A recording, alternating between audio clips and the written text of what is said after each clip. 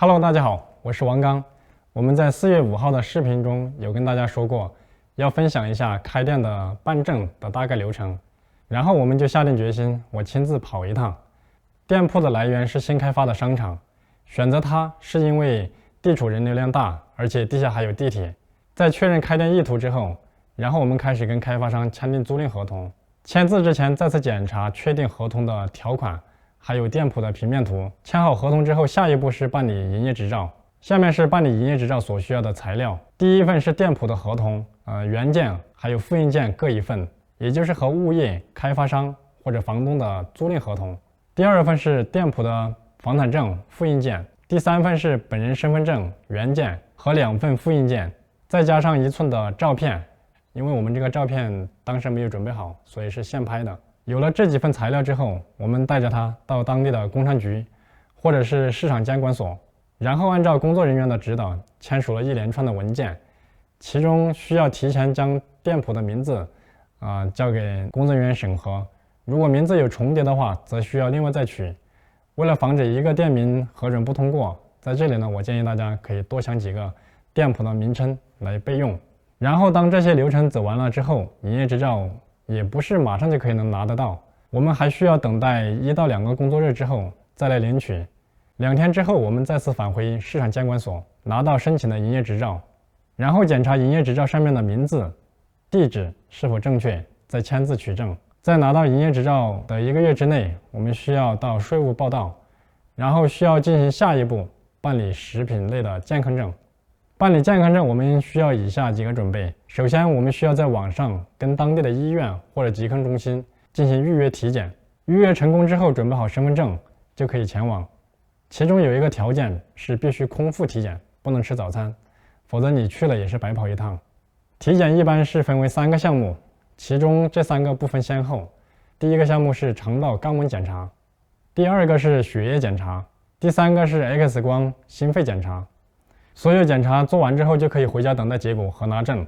在健康证这个环节里面，根据食品安全法的规定，只要是在店里面工作的员工都必须要办理健康证。然后每一个省或者是城市的健康证一般来说是不通用的，也就是说，如果你在四川办理了健康证，要去广东开店，那也是需要重新在当地办理健康证。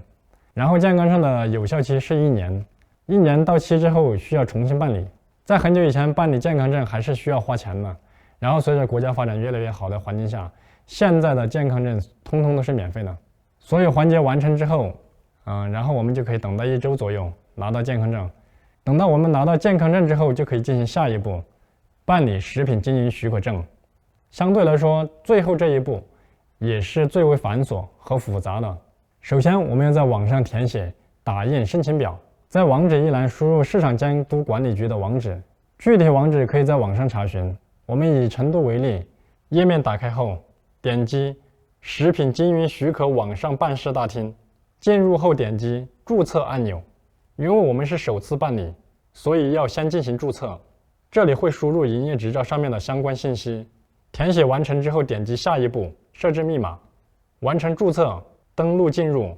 在下面的目录中找到食品生产菜单中食品经营许可证新办选项，主体业态选择食品销售经营者，接下来的每一项按照营业执照进行填写，点击保存进行第2页的填写，以此类推。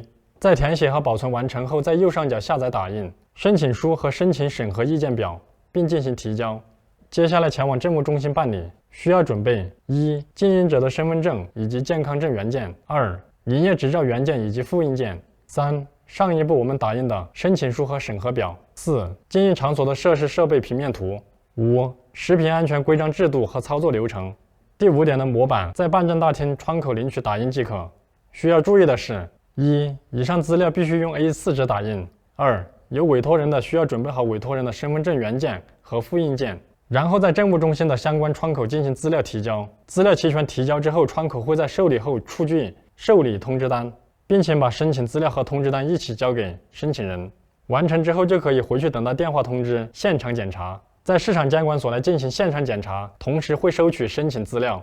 最后在现场检查合格之后，会有短信告知申请人带上通知单原件和身份证原件去政务中心食药窗口领取就可以了。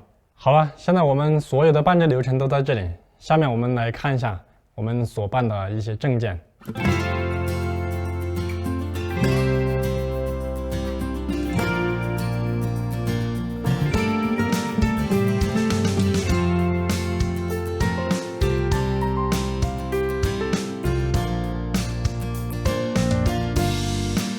所以我们开店的话，只需要这几个证件就可以了。